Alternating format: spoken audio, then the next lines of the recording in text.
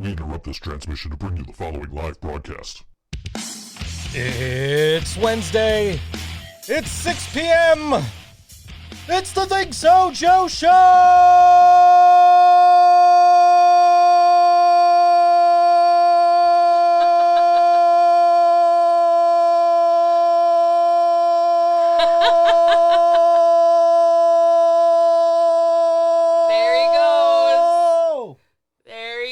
What do you mean there I went? You. What about it? You just keep on going. I held it. Yeah, it was there. That was great. It was there. That was great. Yeah. So, yeah. New microphones in celebration this week. Celebration of what, Joe? In celebration of the Niners winning the NFC Championship and going on to play the Kansas City Chiefs in the Super Bowl. You know what I love about this the most is the entire year, all year, I've been seeing all these posts from the Bills Mafia, right? Super Bowl, Super Bowl, Super Bowl. We're going to the Super Bowl. And you know what happened? They didn't go to the Super Bowl. No. No, they got beat by Houston, who subsequently got beat by, I don't know, was it Kansas City? Yeah, it was Kansas City, who will now subsequently go on to get beat by San Francisco. You know, that's how it goes. Anyway, so yeah. So, I was in such a good mood Sunday night, and you weren't here to tell me no, so I I spent $300 on new microphones. Well, I'm not angry. They're pretty nice. Yeah. Nobody's talking about hockey. I haven't mentioned hockey once. The NHL All-Star Game is this weekend. That's also putting me in a good mood. Right. Yeah, the WWE Royal Rumble is this weekend. That's also everything. Putting me in a good mood. And, of course, the 49ers going on to the Super Bowl in less than 2 weeks. Yeah. And, of course, this Thursday, tomorrow. Tomorrow. What's tomorrow? Tomorrow is 96 Bitter Beings at Mohawk Place. Really? Why is that so special? Oh, that's going to be a great show. I mean, the local support is worth the $15 on their own. I agree, actually. But you've got Kanuton, who we're going to play a little later on today. Yeah. And then you've got the Living Brain Dead. And then you've got, of course, 96 Bitter Beings featuring Darren Miller, the former frontman of CKY. That's pretty cool. And then you have the Native Howl and Locust Grove. That's easily worth it's worth the $20 you pay at the door. Right. But it's easily worth the $15 that you could buy tickets from me for right now. If you need to buy tickets. Yeah.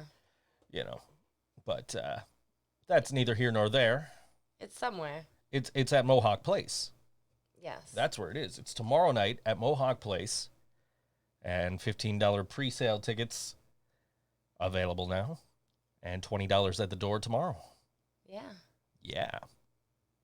I'm going to be selling cookies there. Yes, you are. I have to finish making my cookies. That you do. I keep saying, I'm just going to lay down and rest my eyes for a minute. And then I take a 2-hour nap. And then the cookies didn't get made.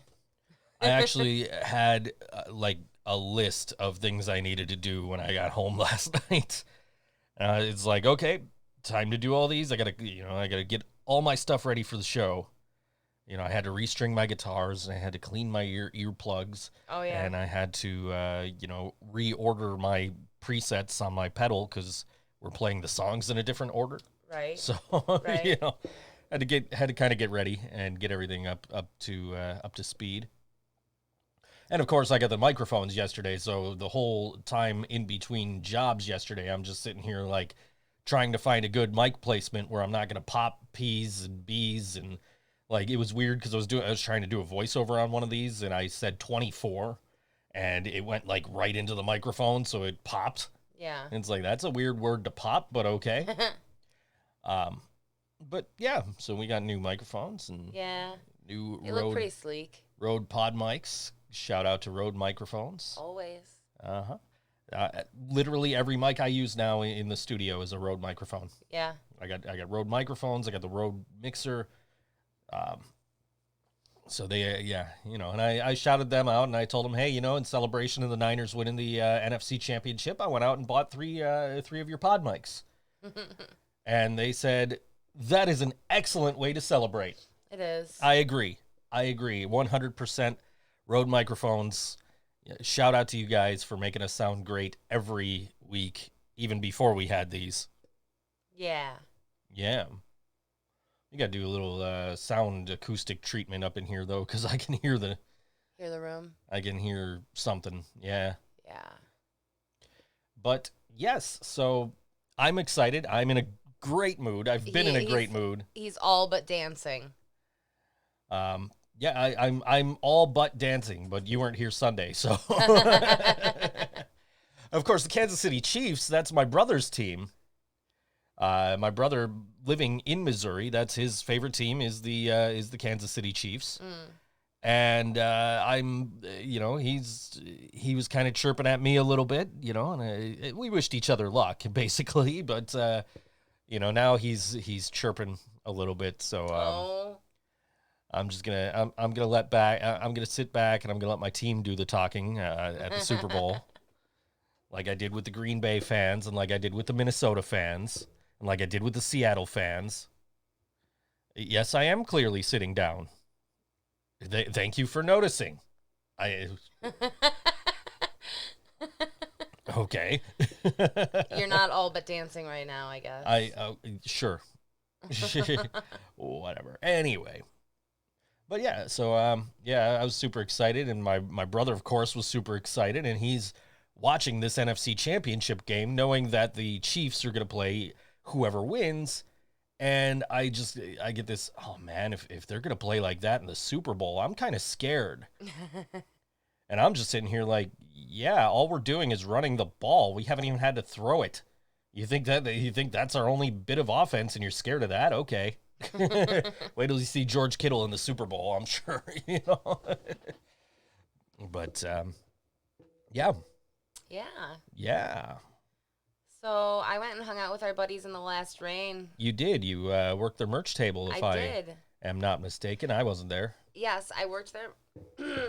I have to rearrange myself with the new microphones. What was that, Friday or was that Saturday? That was Friday. Friday, I was home watching SmackDown. Yes, you were. Because I knew I had to. And you know what? I was at the rec room and I was watching SmackDown. But I did merch and I sold some cookies and got to catch some amazing metal music, which I don't do as often as I should. But my sister just bought Machine Head tickets for her and I. You guys so are we're posting gonna be those all over Instagram. I see all that. Yep, we are. We're excited. I just saw a picture. So a friend of mine got Black Label Society tickets, but it says I think they're fake. Yeah, and I'll tell you why is because in the picture it says promoter presents. Yeah. And so I went to the page because I wanted to see, like, okay, who's the promoter? Who's the idiot that didn't fill in the box of what their name is and how it's supposed to go on the ticket? And it was Live Nation, who is not gonna fuck that up. No. So, I'm kind of concerned that my friend might have got fake BLS tickets. Yeah. He could get real head PE tickets from me though. I got his name. It's already post-it note on the envelope. Yep. Like, this dude's getting 2 tickets, and this other dude wants at least 1 ticket, so we've already got some tickets sold for that. Probably more than we've got sold for tomorrow. Oh, jeez. That's okay, though, so get there early, because we might be playing first. But anyway, I should tell Ailson, so she actually might be able to catch you guys. Yeah. But yeah, we're doing Mohawk Place tomorrow night. It's our first time at Mohawk Place. That's exciting. We're doing Nietzsche's next Thursday. Yeah. First time playing Nietzsche's. Mm-hmm. We're playing the Evening Star on March 14th. First time playing there. We're playing Montage Music Hall May 1st. First time playing there. You guys are getting around. We're playing The Plant and I don't know if I can talk about this, actually. Olean, keep an eye out. I don't know if I can go any further than that. Olean, keep an eye out for a date coming up this summer for the Living Brain Dead. And then we're in talks to play a festival in central New York. So sweet. Yeah.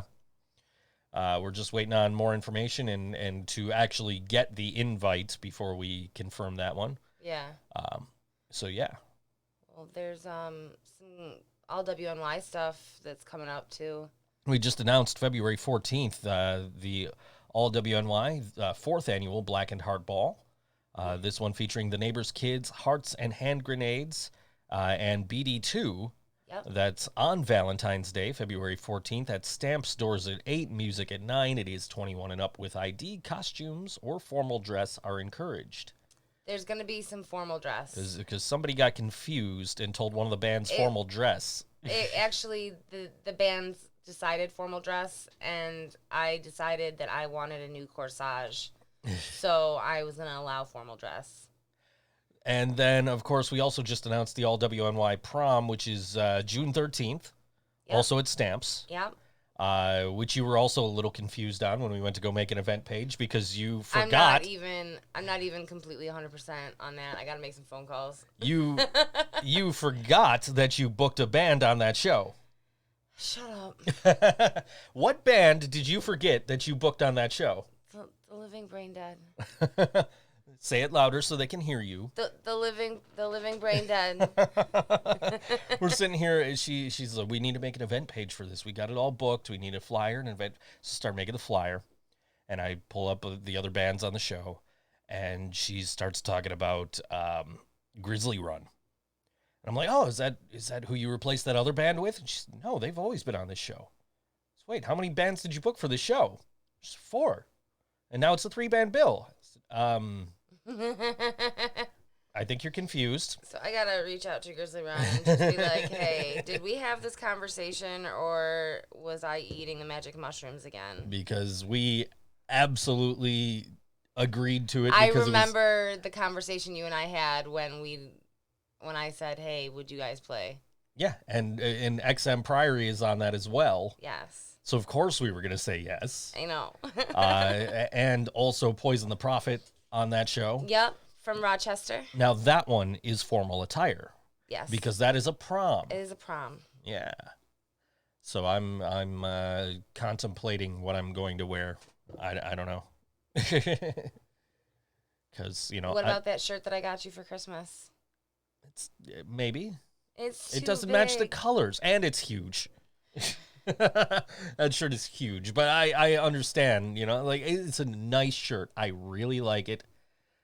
If it was my size, I would wear it. You know what? I'll wear it. I'll wear it with my bright gold leggings. Okay. And except the my colors new of boots. the prom color is like that powder blue. Oh, I just meant I was gonna wear it. Oh, you were gonna wear it in general. Tomorrow. Yeah. Okay. Gotcha. Gotcha. So yeah, that's what we've done over the past week is me making fun of Karina for forgetting that she booked my band on a show. I'm forgetting everything. I write things down so I don't forget them. I'm like, oh, every thought I have, write down. And then I write them down like 2 different ways. See, you write them down in your notebook, and then you don't like go back and look at them, I think. For me, I'm writing everything on Post-it notes, and it's all right in front of me. So, like, I had a whole list of things I needed to do when I got home last night that was, like, up on my screen, like... Where is my Post-it note area? I don't know. That's what I'm saying. Where would I hang my Post-it notes? On the cats?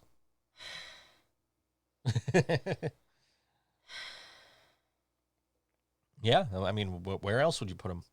That seems like the ideal place to put a Post-it note. Yeah, but Whisper's gonna piss on them, and fucking Gibson's gonna eat them, and no, you just stick it right on side of Whisper, and he won't even notice this. He won't even notice there. He's fat enough. Madison once just took a piece of paper and wrote "pet me" and folded it in half and set it right over on top of Whisper, and he didn't move for like half an hour. He was fine. Yeah. Laura says it's 2020. Who has a notebook? I have a notebook. I feel better when I write things organically. I just, I have the Post-it notes because I forget shit when I'm working.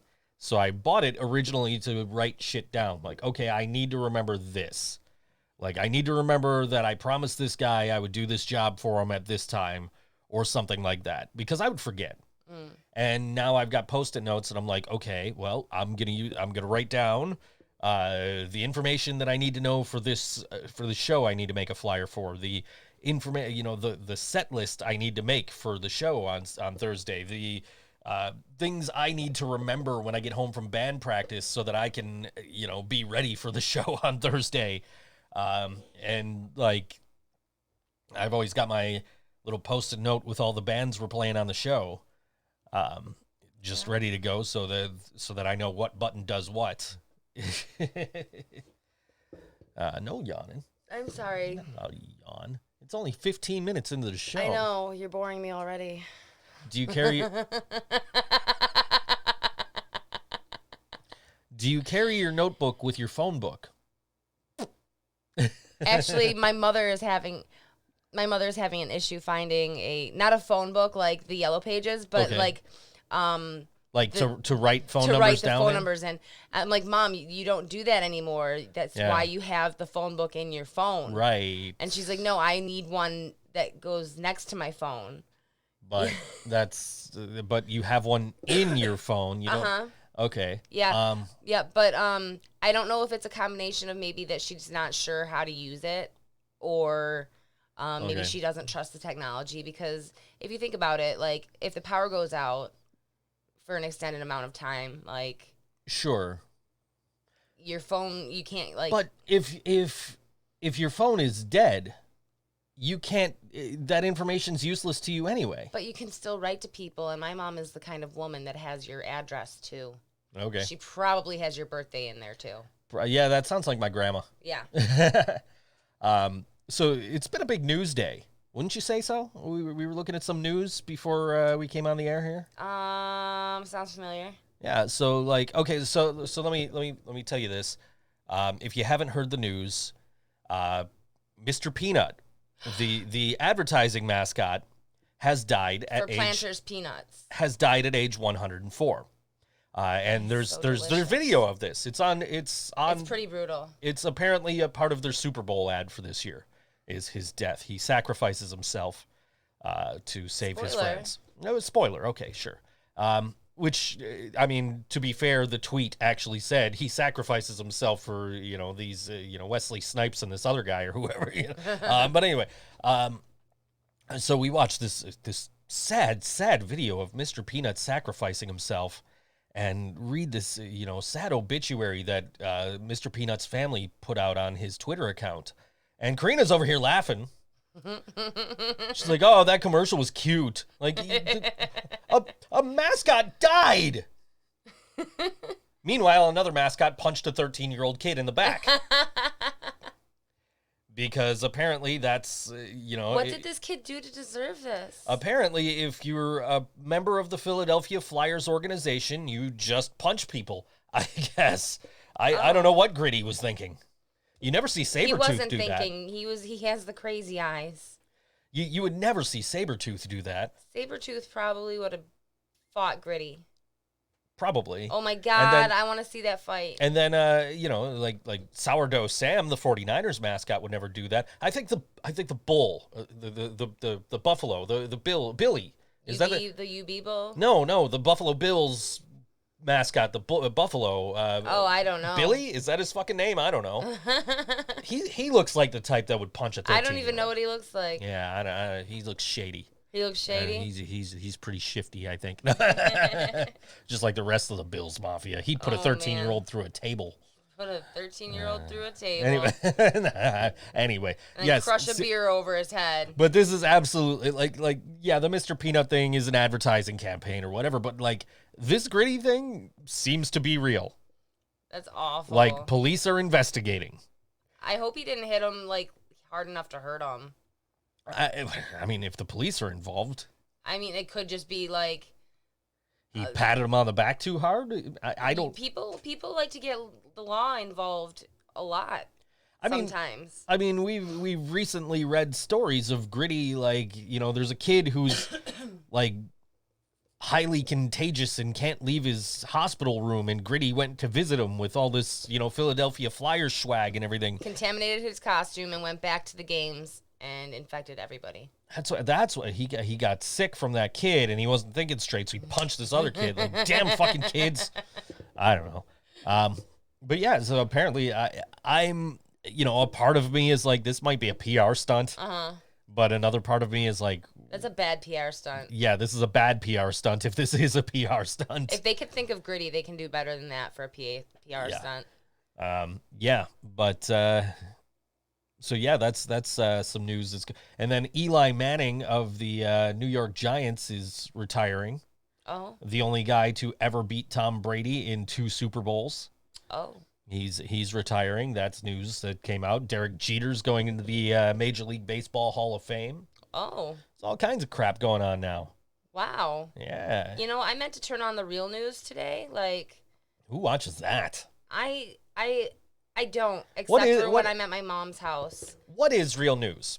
What Like channel? world news. What channel is real news? What network?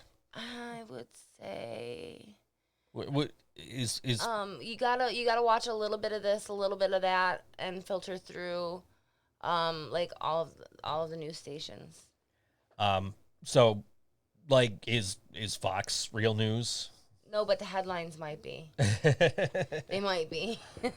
I get my news from Twitter. See, That's the way to go, because that's where you're going to get the honest truth. but I hate Twitter. You're going to get the honest truth. You're going to get I hate people it so bad. because you're going to see people on either side. You're going to see what they have to say, and you can make your own opinion based on what other people are, and you can learn a little bit about these things. So like if you don't know about something going on in the news, you can follow along on Twitter and catch up. I think that's Well, that's maybe how I'll have to try that, but you might have to help me because I really fucking hate Twitter. I'm on Twitter constantly. I am aware. I shout out to all my favorite brand names, Rode microphones. And I point out shitty service, FedEx. Hey, that package today though. Hey, I'll give them credit. It was slightly pushed off to the right. It was still very visible from the street, I'm sure, if you were coming up from the left, but it was pushed off a little bit to the right, so it was a little bit better than just leaving it right at the edge of the top step. Are you flicking peanuts at me? No, I wouldn't waste a peanut like that on purpose. What was that? It was just a piece of paper. Calm your tits. I feel like I've had to tell people to calm their tits a little too much lately. Jesus. Well, anyway. But yeah, that's that's how I got the news about Mr. Peanut. Yeah. And about Gritty, who was on Twitter. Okay. So, All right. I mostly used Twitter back when I was at Full Sail there was a dude that I like, he was super arrogant, but he was like really good at his self-marketing. He was like a singer-songwriter. And everything was like, he was very self-centered. I don't know. And so I was on Twitter and I followed him, and every 15 fucking minutes he would tweet, and a little droop would go off on my phone, and I'd be like, fucking twat. Every time I would just use Twitter to call this kid a twat. And like I've never used it for anything productive. Wait, no, once to get a refund for Uber. But I could have just gone to Uber customer service. This is true. You could have, but I wasn't. Shout out to Uber for their awesome customer service on Twitter. Like anytime I've ever had a problem with any aspect of Uber, be it a ride or Uber Eats or like a driver didn't show up or whatever, like if I tweeted about it, Uber's like, okay, cool. We looked into it. We'll take care of it. Here you go. Okay. Uber is one of the best customer service experiences, in my opinion, that I've ever dealt with. I had a great Uber ride yesterday. Oh, yeah? Oh, yeah. I really like the guy. So I had to go to Walmart yesterday, which I don't like any of the Walmarts around here. I don't like Walmart in general, but they have what I needed. And they're the only place that has what I needed. So I had to order what I needed because they were out of stock. So I had to order it, shipped to store, because they had 2 sizes. I needed to get some zip-up hoodies. Okay. So they had 2 sizes that I needed, but they didn't have the other one for ship to store because they had it already in the store. So I had to wait until the ship to store got there, go there, pick that up, find the other one. Oh, wow. And it was just like, I'm sitting there, and Like, I got to University Station, because you guys know I don't drive. I got to University Station, and I'm like, all right, when's my next bus? And it's like, I don't want to sit here for a half an hour. Yeah, fuck that. So I Ubered over there, and that guy was just like, didn't say a word. There was a lady in the car next to us who was like grooving out, right? Oh, she's dancing. yeah. She looks over at me. She points because she sees me looking at. She sees that I saw her, so I just gave her a thumbs up. That was interesting. A Mentos moment. Sure. So I got to Walmart and I got everything, and then I got. And I'm like, you know what? I don't want to really spend money on an Uber. I'm not going to Uber home from here. I might Uber home from downtown, depending on how long until the next bus. So I got downtown, but there was like a delay in the rail because they're doing work on the rails. Okay. Still. Until like mid-March, they said. So we get to like one part, and there's like no lights on. It's just dark. Like there's lights in the car, like in the rail car, but not in the tunnel. It's just dark, and it's like, what the fuck? So I like kind of took my headphones off, kind of like if you're watching on YouTube, kind of like this, like just one ear off. And I'm like, what's going on? And I just heard something about, there's no, there's intermittent power to that area or something like that. So by the time I got downtown, I think I had just missed the last bus, not the last bus home, but the bus that would get me home. I think I missed it by like a minute. That sucks. So I'm like, all right, fuck it. I'm calling an Uber. So I get an Uber, and I get in the car. The guy's like, hey, man, you got any music preference? I said, nah, man, whatever you want to listen to is cool with me, because I don't pay that much attention to the music when I'm in an Uber. And he's like, okay, man, I'm going to go with my default classic jazz. I said, okay, cool. And we got into a conversation. Man, is jazz your favorite, or like, do you just put it on for music in the car, when you're driving? He says, oh yeah, the latter, man, the latter for sure. I definitely use it for music in the car, but if I just usually listen to whatever song pops in my head. I told him, man, I listen to everything. I listen to Biggie on the way to Walmart. I listen to White Zombie on the way back from Walmart. Like.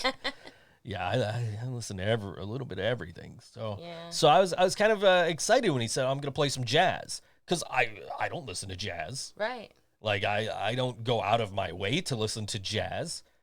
So I thought, hey, this will be kind of nice. This will be something. It's something different. It's something I don't usually listen to. I'm sure it'll be good.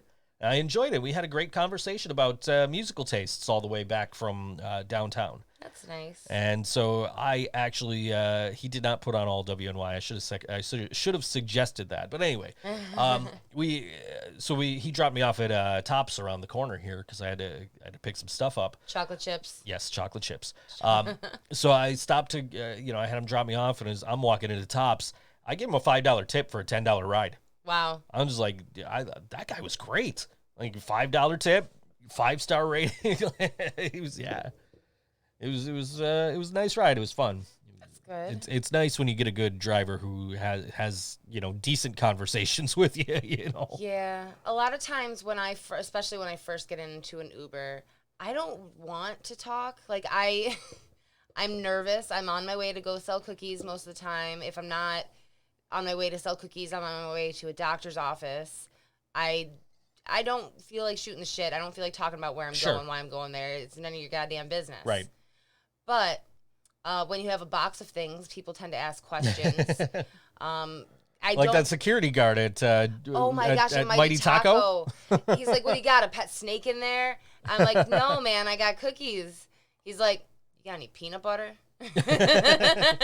So she's at Mighty Taco selling cookies to the security guard. Yep. That was cool. Yeah, no, I mean, a lot of the times a lot of times drivers will try and have a conversation with me, and I'll just be like, yeah. Yeah. But this guy, like, he was upbeat. Yeah. He was cheerful. Beginning of his shift, maybe. He was talking about music. I'm like, yeah, let's talk about music. Let's do this. What better things? I'm down. Let's have this conversation. Yeah. So it was a fun ride, and I felt compelled to give him the the rightmost tip on the screen. It's like, okay, well, I don't really want to spend an extra $5 on Uber, but that guy deserves an extra $5. Yeah. You know what? Oh, I don't know if I told you this. When I saw my new counselor this past week, she told me not to tip my Uber driver. She said it's already included in the price, their tip. No, it's not. She said that she talked to Uber drivers and they're like, don't tip. Like they already get paid for the ride. And she's like, no, they get paid for the ride, but a tip is. She said this to me. Okay, she said, okay, how much was your ride here for today? I was like, something like $10. She's like, how much time did it take? I was like, about 10 minutes. She's like, think about that. And then you tipped him. That's only $60 an hour. That's nothing. I know. laughed at Scott Leffler for saying that he appreciated $60 an hour from a client. I mean, I guess, not everybody has that luxury, but no. Anyway, speaking of music, this artist is playing tonight at Nietzsche's. It's an 8:30 door time. And this artist is called, their name is Leyda, Leyda. They're playing tonight at Nietzsche's with Timothy Alice and Carmen and Lizzie. So once the show's over, I'm glad that you can read your writing. I just remember what I was what I was attempting to write there, because I can't read that either. But anyway, but yes, Leyda with Timothy Alice and Carmen and Lizzie tonight, 8:30 p.m. at Nietzsche's. So you can listen to this whole show, hop in your car, go to Nietzsche's, try and find parking, hopefully. Yeah, good luck. And well, they have a parking lot, Do they? It's a small one, a very small one. Is it like behind the bar? It's like on the side. Oh, I didn't know. So anyway, and this song is called "Take It Back" on All WNY Think So Joe Show.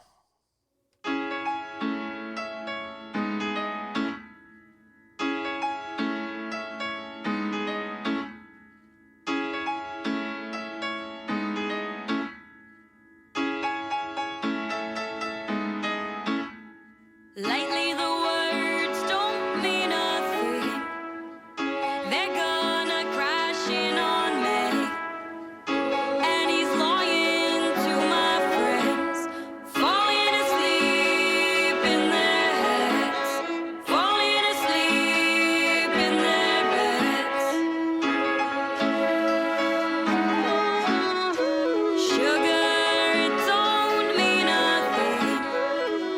If he's yelling at me in the street, I'm gonna take it back.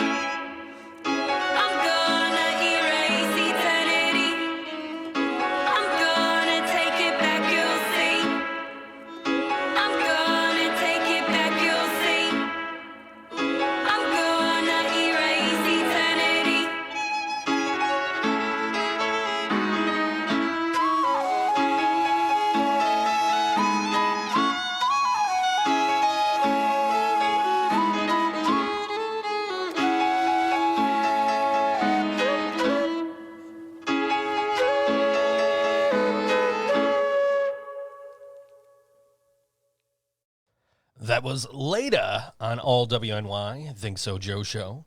That's pretty groovy. Yeah, I dug it when I was picking music earlier and programming. It all sounded. I really enjoyed that. And that show is tonight, Wednesday, January 22nd, 8:30 p.m. Doors, $5, 21 and up with ID. That's at Nietzsche's tonight. It is Leyda, Timothy Alice, and Carmen and Lizzie. That's all the information I have. So go enjoy that show. Sounds like it'll be a good one. Cool. Also going on tonight, we have Bach and Brews. That's going on at Community Beer Works on 7th Street here in Buffalo, 520 7th Street. Join us for Bach and Brews, a collaborative concert series pairing live music from the Buffalo Chamber Players with a beer from our 7th Street Brewery and Tap Room. The series is modeled after concerts held in the early 18th century by Johann Sebastian Bach at Café Zimmermann in Leipzig, a bustling cultural and culinary establishment that saw the premiere of many of Bach's secular works. Bach and Brews presents music by Bach and other Baroque masters along with more contemporary works, including those of several Buffalo-based composers.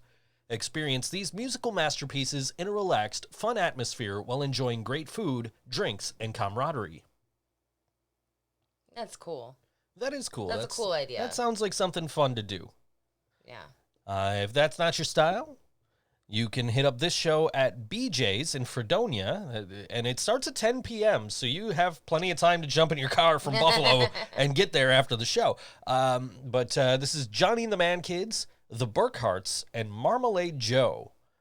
Happy New Year. We couldn't think of any other way to kickstart this semester, and welcome back all the Fredonia students then with this lineup featuring Johnny and the Man Kids, the Burkharts, and Marmalade Joe.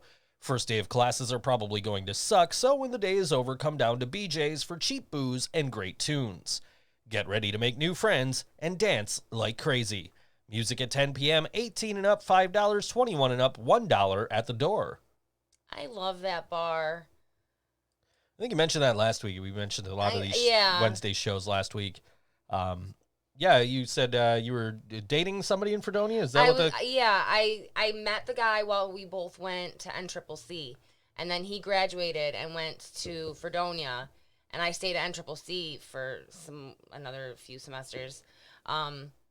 Excuse me. But then we only really dated for like half a semester because I guess he was maybe dating this cute blonde chick too. She was cute. It's whatever. Speaking of cute blondes. Oh, good segue. Tomorrow night at 189 Burger, 189 Main Street in East Aurora, you can go catch Lexi Rain. Back at it again at my favorite venue to play ever. Put this date in your calendars because it's going to be a night of great food and awesome music. There will be another acoustic act playing before or after me, and once I know this, I'll have a more specific time to add to the event. RSVP now. So Lexi Rain tomorrow night at 189 Burger in East Aurora.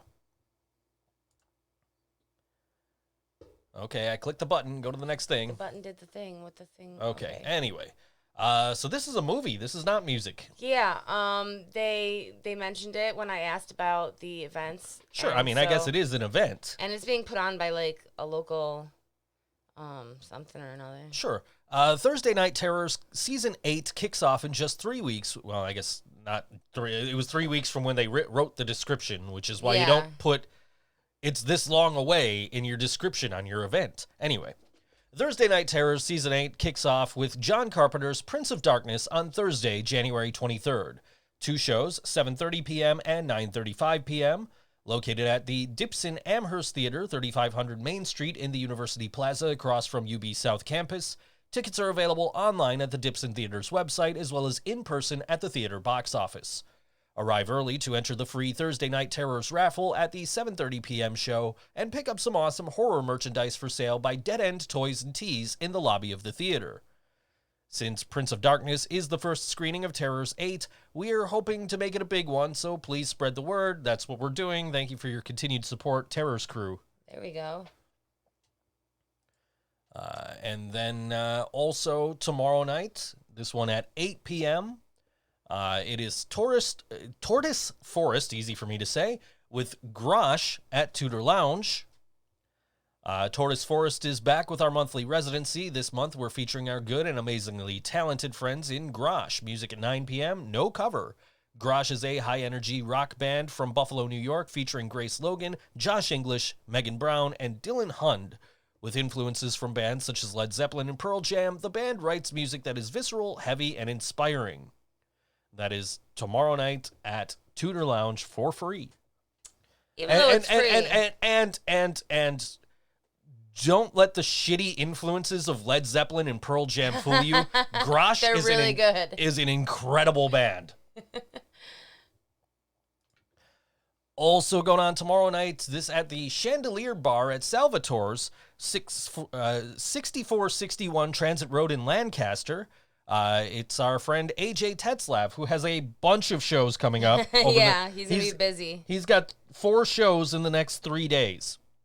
And this is the only one that has an event page, so this is the one, this is the one that we're going to talk about. Enjoy $10 gourmet burgers all night. Chandelier Bar, $10 burger Thursdays. Start off your weekend with martinis and manicures happy hour at the spa at the Delavan every Thursday and Friday, and music from AJ Tetzlaff tomorrow night. Here, can I? Okay. Sure. On the 24th, what day of the week is that? That's Saturday. Saturday. AJ is going to be at Public House on the Lake at 7 p.m. Mm-hmm. The 25th, he's going to be at Tudor at 3 p.m. And then the 25th, he's also going to be at the Public House Buffalo at 8 p.m. So, if you miss him at Salvatore's, if that's not your scene. Yeah. You got four chances to see him in the next 3 days. Yeah. You've got one chance to see Living Brain Dead in the next 3 days. And that is tomorrow night at Mohawk Place. Oh, shit. It is 96 Bitter Beings featuring Darren Miller, former frontman of CKY. He'll be performing new songs along with CKY hits, along with The Native Howl, Locust Grove, The Living Brain Dead, and Kanuton. That's tomorrow night. $15 pre-sale tickets still available from both local bands and FTMP events. $20 day of show, so you want to get those tickets right now. Yep. 18 and up with ID. No ID, no entry, of course. Doors at 6 p.m. And tickets from your local bands on the show, us and Kanuton, or at purplepass.com/bitter012320. Go ahead, say it. I'm not going to remember the damn link. Just get it from one of the bands. Yes. The 24th is Friday. My lead singer has helpfully pointed out to me he is correct. Thank you, Kevin. He is correct. Thank you, Kevin. All right, so this going on also on Friday is from 8 p.m. to 2 a.m. at Mohawk Place. It is Rock a Mile in Their Shoes, a benefit for crisis services. It's that time of year for the 5th annual Rock a Mile show. Rock a Mile in Their Shoes is an annual event featuring artists and bands standing in solidarity with survivors of sexual violence. This is a benefit show to raise money and awareness for the Crisis Services Advocate Program, which provides free and confidential response and support for survivors of sexual and domestic violence 24 hours a day, 7 days a week. There was that pop with the 24. Did you hear it? Yeah. Anyway, I got to move over slightly. Anyway, the Advocate Program is committed to empowering survivors of sexual and domestic violence and strives to reduce the impact of violence and build a safer community. All of the monies raised at the show will be given as a one-time donation to the Advocate Program, which is Erie County's designated rape crisis center. This year's lineup features performances from Boy Jr., who we're going to play in a few minutes, the Glam Vamps, Zach Ward, the Jennies, and DJ sets from Mike West and Dante Valor. This year's event is generously sponsored by Community Beer Works. Again, that's Friday night at Mohawk Place from 8 to 2 a.m., 8 p.m. to 2 a.m. Cool. It's a good cause. Also going on Friday night, the Struggling Productions. Look at this jerk. He puts a show up against a very good charity event. And he looks like did you see his video? I didn't see. I don't care. Ryan Gurnett of the Struggle is Real Buffalo Music Podcast. He shaved his beard. He looks ridiculous. He looks like he's 12. That's cute. That was a waste of a perfectly good beard. Anyway. It was a pretty good beard. Anyway, I'm kidding. You guys know. But speaking of Ryan, by the way, for all of you wondering when we're doing announcements for the All WNY Awards, Monday. Okay. On YouTube, on All WNY. So go on the All WNY YouTube channel and subscribe now because we'll have that live on Monday. And also, we'll be doing a live on-air All WNY broadcast at the same time as we're doing right now, except this is on the ThinkSoJoE channel on YouTube, ThinkSoJoE Show channel on YouTube.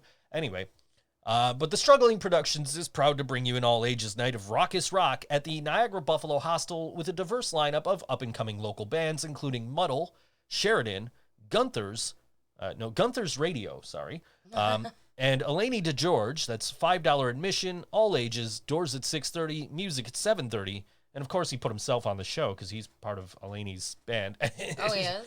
Yes. That's cute. Anyway. I didn't know. Nah, seriously though, that seems like a pretty good lineup. It does seem pretty good. Then this one is also Friday at Hot Mama's Canteen. It is Filthy Little Angels. 9 to 11, just a filthy little blues band playing and singing. Come on down and shake your tail feathers. Grab a drink and a late night bite to eat. Well, that sounds like a nice evening. Yeah. We should go shake our tail feathers. We should. Also Friday, this one at Milky's. This is Tooth, Citrus Maxima, Hydrone at Milky's. Yo, yo, yo. That's what it says. Yeah. It's about to go down at Milky's January 24th. Yeah. $5 cover, 21 and up. Tooth, lo-fi garage rock from Western New York, formed in the chaos of the SUNY Fredonia underground scene. Citrus Maxima, indie rock trio from Albany, New York, with an infectious expertise in melody. And Hydrone, energetic garage rock tinged with psychedelia and punk, hailing from Columbus, Ohio. That sounds like a fun show. I've been to Columbus, Ohio. I don't think there's anything punk at all about. That's a working class. You know what? I take that back. That's a working class town, just like Buffalo is. Columbus is a great city. I don't know if I've actually been to Columbus. I spent a night in Columbus. I went to a hockey game there, and yeah. You know, David Laguan scored for the Sabres from his own end of the ice. It was great. Nobody was paying attention except for me. So I saw it, and everybody just kind of looks up like, wait, what just happened? And I'm like, Laguan shot the puck. It bounced over Bobrovsky and into the net. Sabres scored, shorthanded from their own end of the ice. Anyway, that sounds like a pretty good show. That's at Milky's, 9 to 11 on Friday. Saturday night, pretty sure this is Saturday night. I didn't look at the date. Saturday night, this is the Janie Crash and the Tall Man 5th Bandiversary celebration. Yay. We love Janie Crash and the Tall Man. I don't think there's any secret there. Happy Bandiversary, guys. We absolutely love them and appreciate everything they've done for us. Their family. Just like they appreciate everything we've done for them. We're Living Brain Dead right now is talking about trying to get something going with them. Cool. Can't give details right now because we don't know. And we don't know that we're going to be in. But when this event takes place, we will definitely promote it for them on their behalf because we absolutely love Janie Crash and the Tall Man. I digress. Janie Crash and the Tall Man turns 5. That's right, our first show was 1/25/2015. And to celebrate, we have found the set list that we played that night, and we'll be doing a live stream of us performing it from the comfort of our house.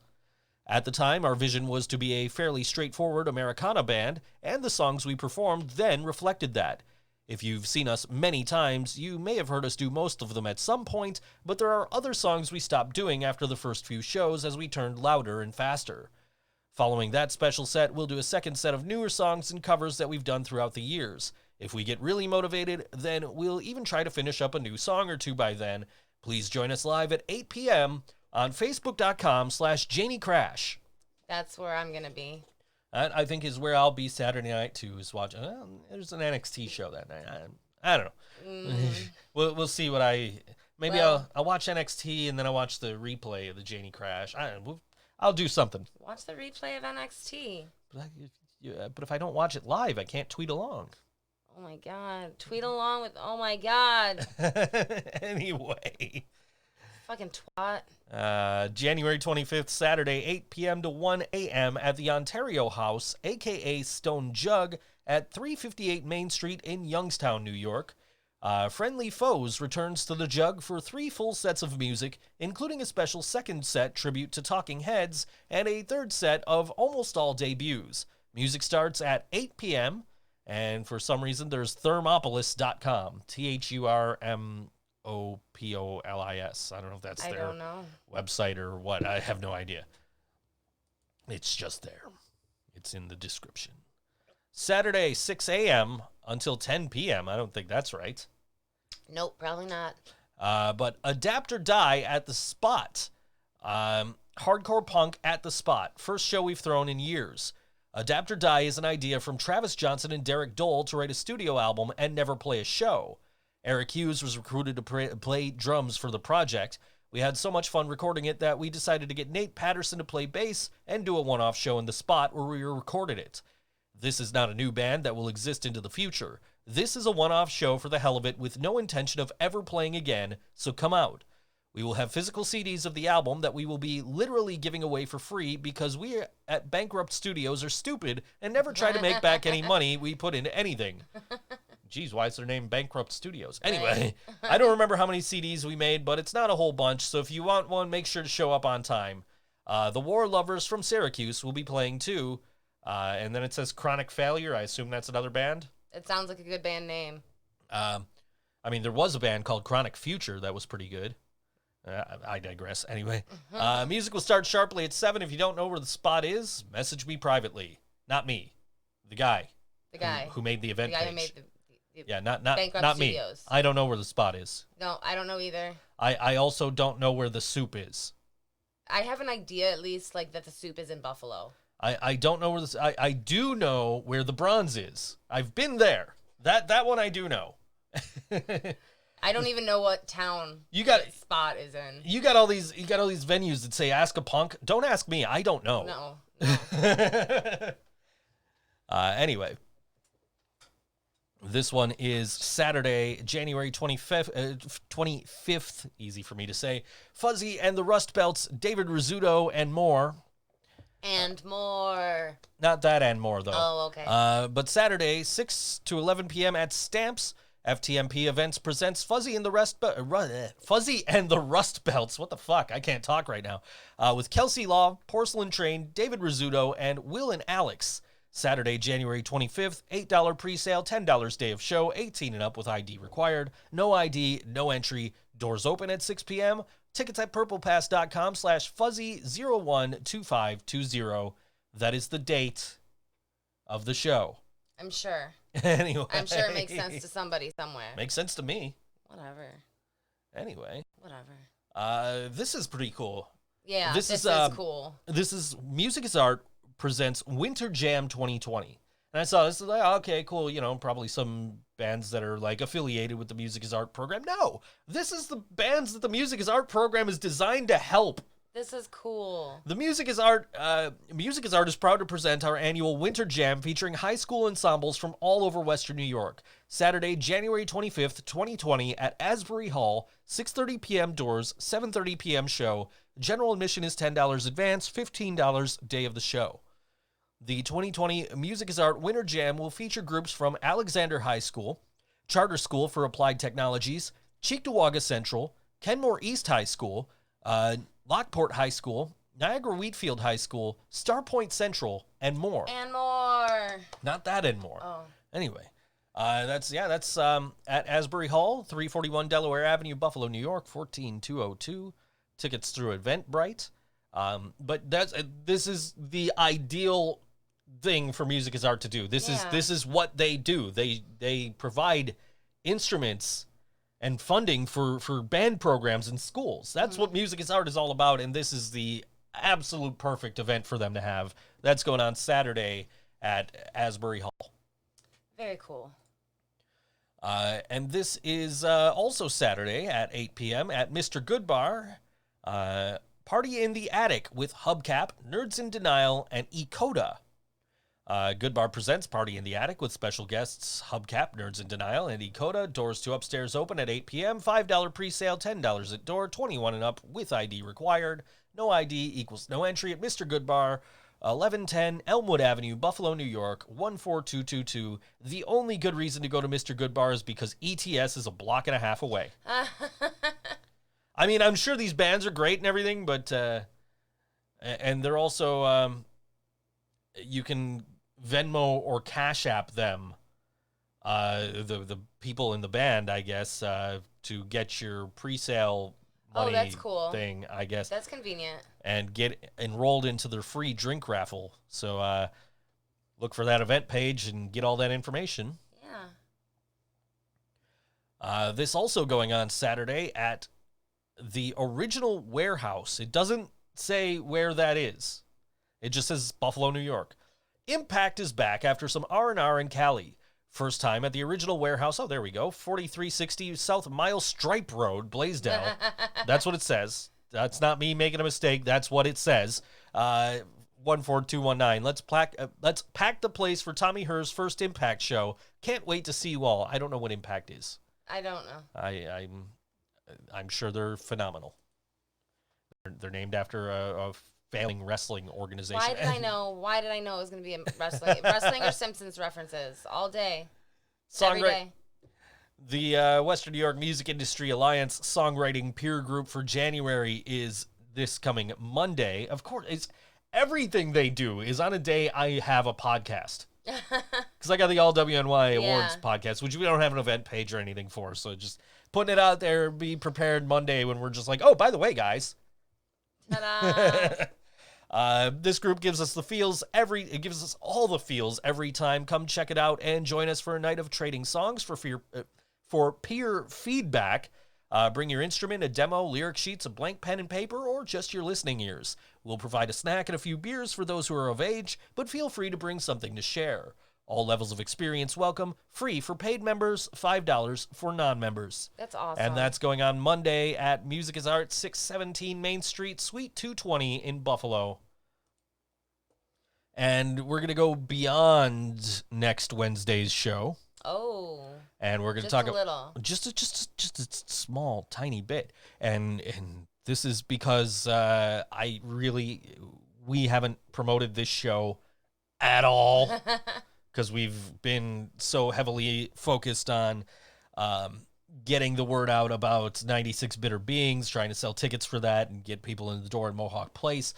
If CKY is not your thing and you don't want to check out the big national bands, there is a nice little $5 3-band bill going on next Thursday night. It is the Jennies, the Living Brain Dead, and Dope City Kid.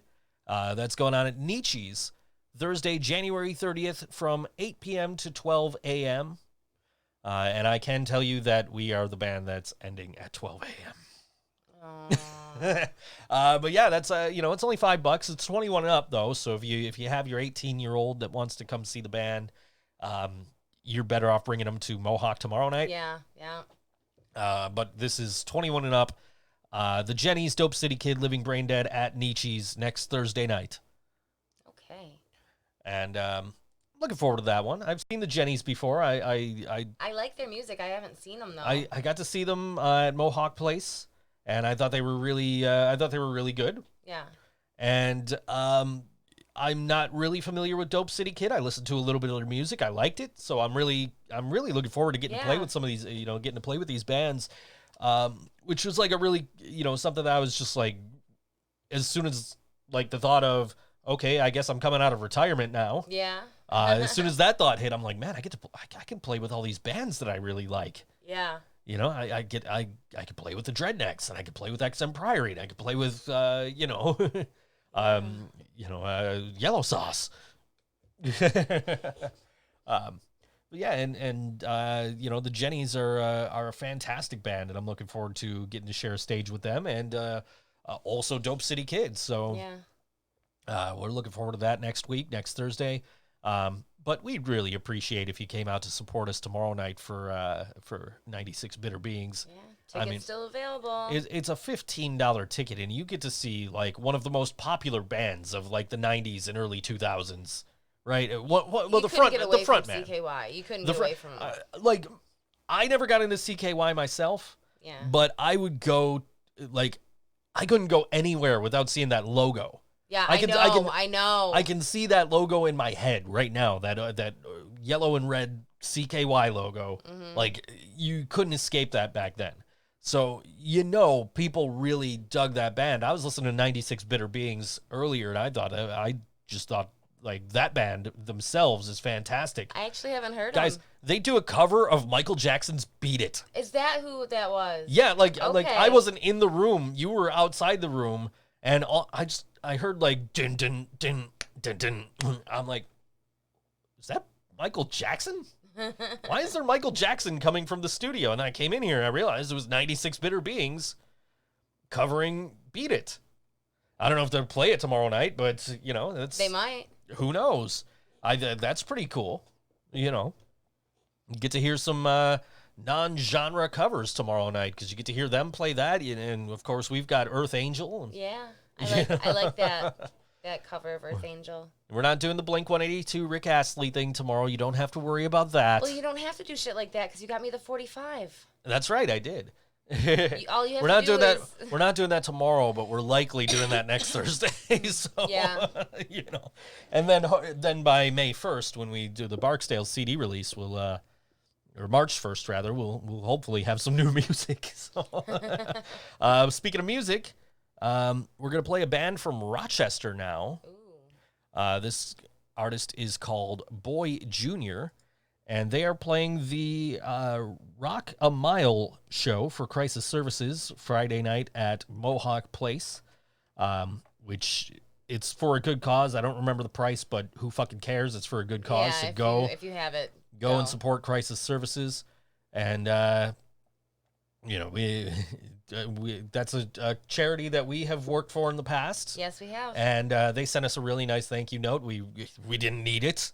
Right. We were happy. We were more than happy to help them, but they were very appreciative of it. So we'd be very appreciative of it if you were to go check out that show on Friday and donate some money. Absolutely. But anyway, this is Boy Junior from Rochester, and this song is actually called Anyway. On all WNY Think So Joe Show.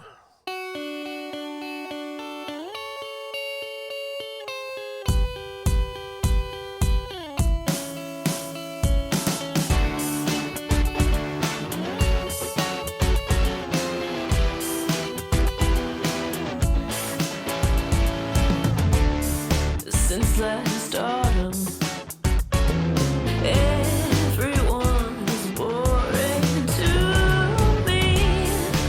Sidetrack yourself and tell me ghost stories of us. Directions make no sense, and I wanna say something, even though you're probably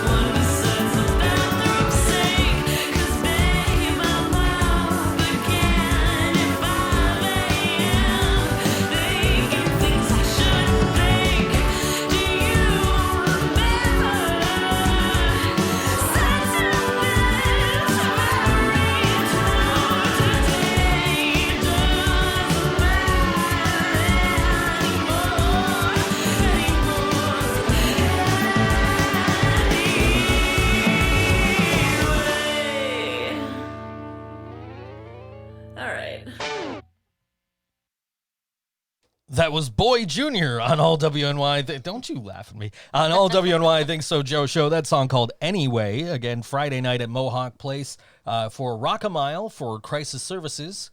That just seems like an awesome show that's going on there. Yeah. I might be interested in going to a show on Saturday, but I need to find out something for sure before. I'm going to send a text out during the next song break and see if I can get the information I need, but we'll talk about that if I'm correct. But anyway. Anyway, what's up? So, yeah. No, you were just saying how good her voice was. Yeah, I really didn't expect a voice like that from an act called Boy Jr. to be honest. And understandably so. That was fantastic. Yeah, I thought it was really good. And as I'm recording the songs into the board to get ready for the show, I'm just like, are we just playing all female fronted bands aside from Kanuton? Like,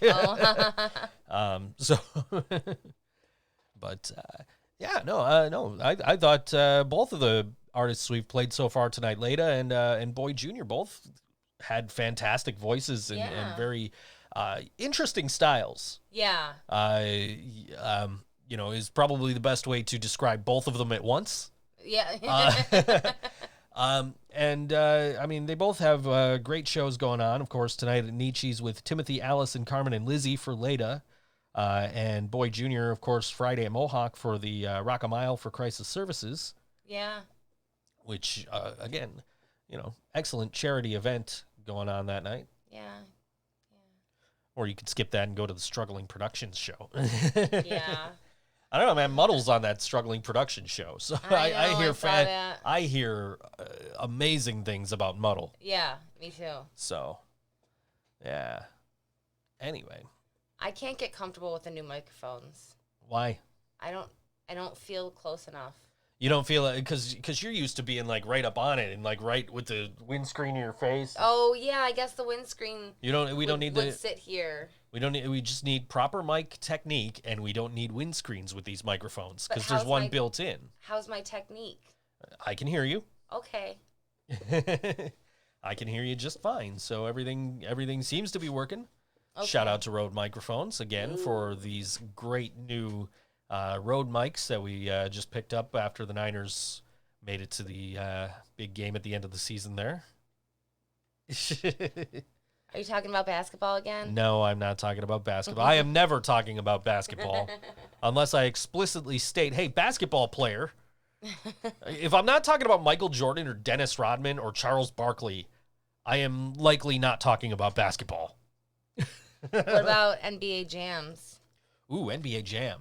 So big news out of the big CES, Consumer Electronics Show. Big news is they had an arcade 1-up NBA Jam that is connected to the internet, and you get free online play. Wow. So, yeah. Yeah. I've avoided spending money on arcade 1-up so far. I don't know. But I feel like it's narrowly that you've gotten. they keep putting out fantastic games. They've put out the entire Mortal Kombat trilogy, which there's rumors going around right now that the Mortal Kombat Collection Online just got a rating in the UK, like from their equivalent to the ESRB. So like, you know, like ours would be like rated M for mature or whatever. Oh, okay. So like there's rumors that the Mortal Kombat Collection Online just got added to the it just got rated in the UK. And where I'm at with this is like that would be much better for me to get than like the Mortal Kombat Arcade 1-up, because I already own all of the Mortal Kombat 1, 2, and Ultimate 3. I already own those 6-7 times over at this point. But the Mortal Kombat Collection Online, it is those 3 games, but completely revamped. They got new actors in, they redigitized everything, they did it from the ground up to play exactly like the original 3 Mortal Kombat games, Okay. but with better graphics in a high definition, it's just, so now it's like, ooh, well, if that's coming out, there's, why the fuck do I want to buy those same 3 games again? Laura keeps saying there's no audio. I absolutely do not believe her at all. But Why does she do this to us? because she's a troll. Anyway. No, I didn't want to click that. I want to go ThinkSoJoE show. The last thing I searched for was the freecreditreport.com jingles. Really? Yeah. See? There's audio. Liar. Anyway. Because she's a troll. She's a troll. That's exactly right. Anyway. Yeah, so, the last thing I looked up on my phone from YouTube was the freecreditreport.com jingles. Yeah. I don't know why, just like one night I'm sitting here and all of a sudden I'm like, I start singing the one where he's in the crab restaurant, where he's working because he had to earn money because he couldn't get his dream job because he didn't have good credit. Okay. Yeah. That got stuck in my head. I'm like, man, there were a lot more commercials than this, weren't there? So I looked it up on YouTube and there was like a whole video of like 9 of them. Wow. That sounds like a glorious waste of time. It was a glorious waste of time. I greatly enjoyed it. And then I was sitting here for the next like 3 days singing the other freecreditreport.com songs. I'm glad I missed that. Yeah. Well, I don't think you've entirely missed it because I've been in here doing it like just in between jobs. Like, you should have gone to Free Credit Report. Those commercials were awesome, weren't they? Like, everybody loved those. Yeah. I missed them. They went away. There was only 9 of them. That sucks. Maybe there will be more. Maybe. I don't know. That was like that was a real band that did all those songs. Yeah. Yeah, I do remember that. One of the many useless facts you get here on the ThinkSoJoE show. Right. Like, did you know the dude in the Pretty Fly for a White Guy video that plays the Pretty Fly White Guy, his real name is Guy? He actually went on tour with The Offspring. I saw him at the Burt Flickinger Center. Oh, really? Yeah, right downtown here in Buffalo. Yeah. That was a fun show. I want to say the opening acts were The Living End and Ozo Motley, but I could be wrong. Oh, that sounds amazing. Oh, my God. Yeah, I've definitely seen The Offspring with The Living End and Ozo Motley, and I'm pretty sure that was the... No. Yeah, that was the show, I think. Oh, my God. So I've seen Ozo Motley twice. I've seen The Living End twice. I've seen The Offspring like 4 or 5 times. So, everything kind of blends together now. Yeah. But yeah, I'm pretty sure that was it. The Living End and Ozo Motley and The Offspring at the Flickinger Center. And I think that might have been the first time I saw Ozo. Yeah, I'm pretty sure. I don't even remember. Because I know I also saw Ozo with the Cherry Poppin' Daddies. Yeah. Which was a crazy fucking show. That was just great. They had like, at one point, they had like a yellow light on, like in between bands, and just everything looked black and white. Oh, cool. Like it had the effect of making everything look black and white, except for this girl, Sarah, that I met for the first time that night. She had these shiny pink pants on. They were shiny pink and black striped pants. And the pink was the only color you could see, the pink in her pants. And I'm still friends with her to this day. She was the one I went to New York to do the movie for. Oh, okay. But yeah, that was like the only hint of color. Like, was like, you could see the lights were yellow and her pants were pink. That's cool. Everything else looked black and white. It was cool. It was like Pleasantville. That was a cool movie. You ever see that? Yeah. I think I own that. Seen that a few times. I like it. I don't watch a lot of movies, but that was a good one. Yeah. When I got to see Ozo Motley, it was in Orlando. Okay. And Soliloquists of Sound, who are from the Orlando area, they're a hip-hop group. They opened up the show, and then it was Ozo Motley, and they closed their set with a conga line through the audience, and Oh, I yeah. thought that was like the coolest thing. Did they open by coming through the crowd playing marching band instruments? No, that's how they left. Well, that's how they opened the couple of times I saw them. Well, after Ozo Motley, it was fucking Bad Brains. This was probably the best concert that I have ever been to. Not one single person was holding still. Not one single person wasn't smiling. It was so fun. I don't know if I ever told this story on the air, but I met Ozo Motley after the Cherry Poppin' Daddies show. Yeah.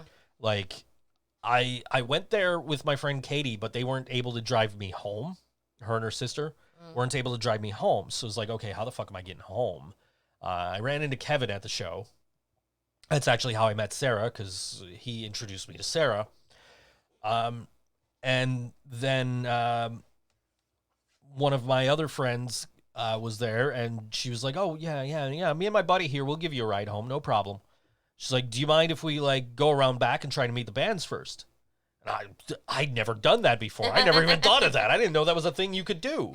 That's only in movies. So they're like, yeah, come around back with us, and we'll try and meet the band. So we go out back, and like that night, the singer from Cherry Poppin' Daddies was like really, really fucking sick. So like he went out, and you wouldn't be able to tell just by watching him perform that he was sick. But we met a bunch of the guys from Cherry Poppin' Daddies, but he was like on the bus drinking tea and eating soup and shit. Like, wow. Like he was just not feeling well. So we met some of the dudes from Cherry Poppin' Daddies, and Ozo Motley were out there. And Ozo Motley's out there with a video camera. Right? And so they come up to us, and they're filming us, and they're like, oh, so where are you guys from? Yeah, we're from Niagara Falls. Oh, you guys are from Niagara Falls? Have you ever gone over the falls in a barrel? No. It's like, were you raised by wolves? No. I don't know if they ever use this footage for anything, but if there's an Ozo Motley like documentary out there, you might want to check it out and see if 18-year-old me is in there, 16 or 17-year-old me or whatever. Oh my goodness. Yeah. We're so old. Yeah, I met them. I saw them at like UB or something like that. I know it was a college. I don't know which one. Seen a lot of shows at colleges, actually. I want to say it was Buff State where I saw Run DMC, Sugar Ray, and Orgy. Yeah, I remember that show. I didn't go to it. I really wanted to. We went. There were a shit ton of us. I think we bottomed out my buddy's mom's car because there were so many of us. I think that was the day we did that. There may have been more than one occasion where we did that because we were always everywhere. But we definitely went to that show, and I got to meet Sugar Ray and most of Sugar Ray and some of the guys at Orgy. I didn't meet Mark McGrath, and I didn't meet what's his name, Gordon. I don't know. Jay Gordon from Orgy. But we got to meet. So like one of them, I didn't have anything for them to sign. So one of them signed my bus schedule. I don't have that anymore. I don't think. I wouldn't imagine. It was a nice thought, though. It was a nice thought. But yeah, that show was a lot of fun. I actually might still even have in my big binder of CDs, I might still have the sampler CD that they were giving out for that tour, the Campus Invasion tour, which was like an enhanced CD, so you could put it in the computer and it would do stuff. I wonder if it still does stuff. If you I don't know. I'd imagine probably not, but yeah, that was. But that was a fun show, so I got to see Run DMC before Jam Master Jay died. Run DMC's playing at the Grammys. Did you know that? No. Run DMC and Aerosmith are performing Walk This Way at the Grammys. No, that's so cool. I always joke that I've seen both Aerosmith and Run DMC perform Walk This Way, just not together. Right. But they're performing apparently at the Grammys together. That's so cool.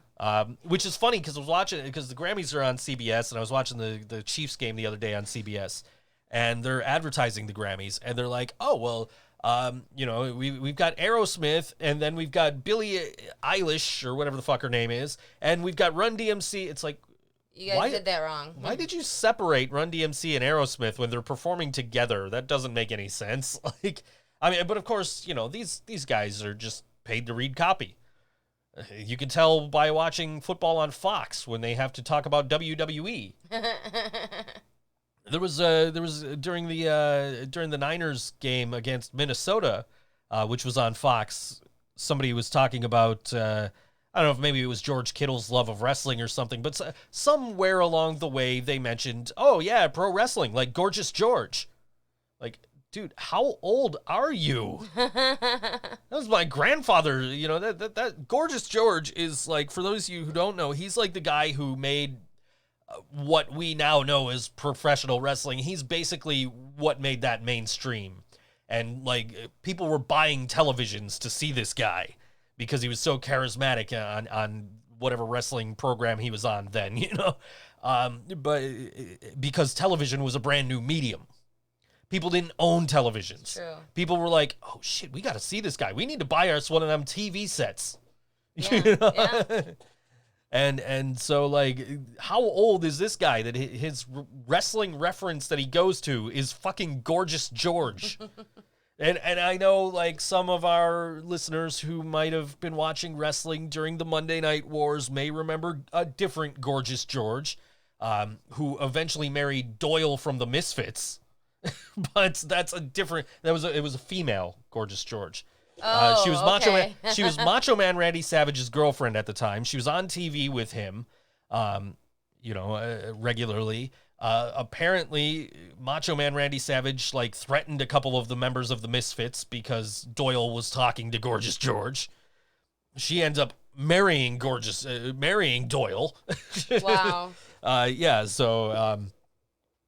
And yeah, like, so like there was this, when we were talking about trying to open for Michael Graves, it was like, I found this story about him being threatened by Macho Man Randy Savage and calling him Mr. Man.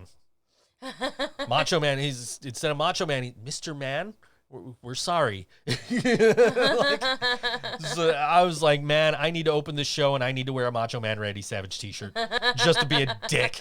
Like, I'm sure, and to hope that Michael Graves has a sense of humor and knows that was just a joke.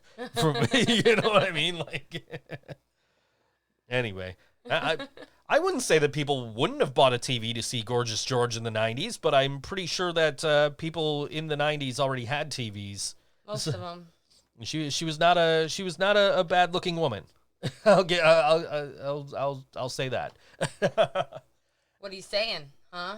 I'm saying that I'm glad Randy Savage cannot hear this podcast. Okay. Because he would kill me for that, I think. No. Oh yeah. Yeah. I was just thinking today, I tweeted about this. I was listening to a different podcast. I was listening to Eric Bischoff's 83 Weeks podcast. And I'm listening to Conrad Thompson shill all these different, sponsors that they have. And I'm just thinking like, man, I wish I could be a Conrad Thompson where I can just be a co-host on a famous wrestler's podcast, and just talk to them about all these stories that they might have from their years of experience in the business.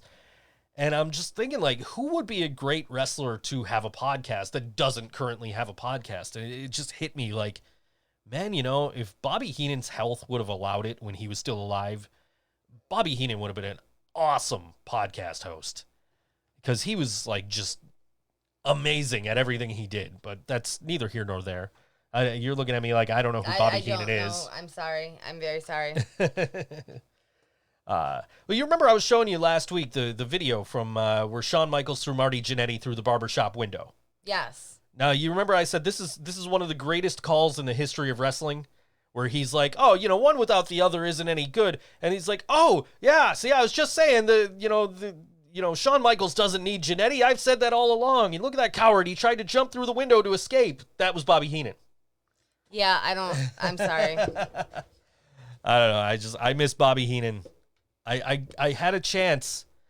All three of these guys are gone now. I had a chance to meet Roddy Piper, Bobby Heenan, and Mean Gene Okerlund. And so it was at WWE Niagara Falls, which Laura likes to reference in our chats or tweets or whatever. It was at WWE Niagara Falls when that was still open. They had Bobby the Brain Heenan, Mean Gene Okerlund, and Roddy Piper doing a special edition of Piper's Pit, which was Roddy Piper's talk show. And after that, they're doing an autograph session.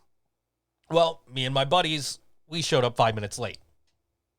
Like maybe not even 5 minutes. It might have been less than that. But the security guard was just a dick. He's like, no, you guys are late. You can't go in. He's just a dick. So I never got to meet Mean Gene Okerlund, never got to meet Rowdy Piper, and never got to meet Bobby the Brain Heenan, and none of them are with us anymore. Aww. And that, I hate that fucking security guard to this day, and I don't even remember what the dude looks like or if he had a name. It's just... If he had a name. Like, and I don't care what he looked like or if he had a name, because he was a dick. Hey, look, there's peanuts on your floor. Why is there peanuts on my floor? This I is not the dropped fucking one. Texas Roadhouse. Or whatever the fuck restaurant. Longhorn Steakhouse? Is that what it... I don't fucking know. What's the one with the peanuts on the floor? There's a couple of them. I think both of those are ones with peanuts on the floor. The brew pub. Yeah, whatever. Did you ever go to the brew pub? No, I haven't. I've never been to a restaurant with peanuts on the floor because I like my restaurants clean, which is why I won't eat at the Burger King down the street here. Do they have peanuts on the floor? No, but they are pretty dirty, and some friends got some food poisoning there. Ooh, great. Also, that's why I'll never eat at the McDonald's on Niagara Falls Boulevard in Niagara Falls. Yeah. And also, I would not eat at the Taco Bell anymore on Niagara Falls Boulevard because one of them had like Hep C or something like that, or Hep B, or I don't know. But how does that even happen? How many times have I seen John Cena? That's kind of a loaded question because I've seen John Cena performing rap or wrestling. What that might narrow this down because I never saw him when he was doing his rap concert thing. Okay. Because nobody wanted to go with me. I wanted to go. I will put that out there. I wanted to go, but nobody would go with me. My buddy Brandon actually went to that John Cena concert. Oh, why did you go with Brandon? Because I didn't know Brandon at the time. Oh. I found out years later that Brandon went to that show. I'm like, oh man, I wish I knew you then. Of course, Brandon went to every show. He went to that show, and also he was at the Aquabats show that I was at that same summer at the same venue. Oh. And I didn't know Brandon at the time, so, you know. Now I know Brandon, and Brandon's actually coming to 96 Bitter Beings tomorrow night. I'm very thankful that he reached out and was like, oh, man, let me get a CKY ticket. Like, yeah, okay, dude, cool. I'll meet you up at the mall. Sweet. I was very bummed that that Tabby Town was closed that day. They were doing inventory or something. So inventory. Let's count the kitties. They got other stuff besides They gotta kitties. count the kitties. They gotta count the cat toys and the catnip and the other stuff. The cat beds and everything else they sell there. There was a couple of cats in the windows, so I get to at least see the cats in the windows. I like to go in Tabby Town and just look at the cats and pet the cats. I went in there with Madison one day. I took her to see Wreck-It Ralph, and we go into. I took her to the theater at the McKinley Mall to see Wreck-It Ralph, and we go into the mall, and we're at Tabby Town, and there's these two little baby kittens, and they're playing, and she's just standing there, and she's giving me this puppy dog eyes. Wants these kittens. Like, no, we can't have more kittens. And then our cat had kittens, so it's like, oh, great, now we have fucking kittens who keep me up at fucking night when I'm trying to sleep. And how many years later? I got up like 3 or 4 times last night before I was able to finally fall asleep because I had to yell at the cats for different shit. It went through. It was going through all the way up until this morning when I picked up what they were playing with. I was so tired. Like you were. I wanted to go to bed. I'm just like sitting here like, come on, Slater, send the fucking job, dude. I just want to go to bed. I got one job left to do tonight, and I have to wait for it. Yeah. And so I'm sitting here like just trying to stay awake. And finally I get the job, do the job, send the job, put it in the invoice, and I'm like, I can go to bed. And then the cats are playing with this fucking piece of paper some tissue paper that was some packaging. Yeah, from like we have all this different paper from different packages. The cats are playing with microphone packages. The microphone packages, and what were the white ones from? I don't even know. They were from the microphone packages were they? too, yeah. Okay. Yeah. I think. So, yeah, I have no idea. But there's just all this packing paper all around and the cats are just making all kinds of noise. So I get up and I yell at Squirrel. Squirrel. And Squirrel's just like, okay, cool. So now Reese and Squirrel are in the bedroom. But I'm still hearing noise because the paper's right up against the door and Sylvester's trying to reach in and get the paper. Oh, my God. So I had to go yell at Sylvester and then move the paper away from the door. Because otherwise, he's just going to be, tapping at the door trying to get in. Yeah, yeah. Like, I'm just trying to sleep, you guys. And then I wasn't feeling good, so I woke you up, and I saw in your face, you were like, no, not now. Not today. Yeah, normally I am like right there with you, sitting up and checking on you, making sure how you're doing. But I'm like, no, I am sleeping. I am sleeping. I got up early yesterday, like right after the microphones got delivered. I was up and I'm like, ooh, new toys. So I'm in here and I'm setting up the microphones and everything. And then I had band practice and I didn't fall asleep when I was trying to take a nap before band practice. Yeah. I had to go to the fucking Walmart yesterday and all that shit. So I had a lot going on yesterday. I was just tired. I just wanted to go to bed. Yes, Laura, you are correct. It is music time. We're going to get into some more music here. This is Tooth, who are playing Friday at Milky's with Citrus Maxima and Hydrone. And this song is called Don't Cut Me Down on all WNY ThinkSoJoE Show.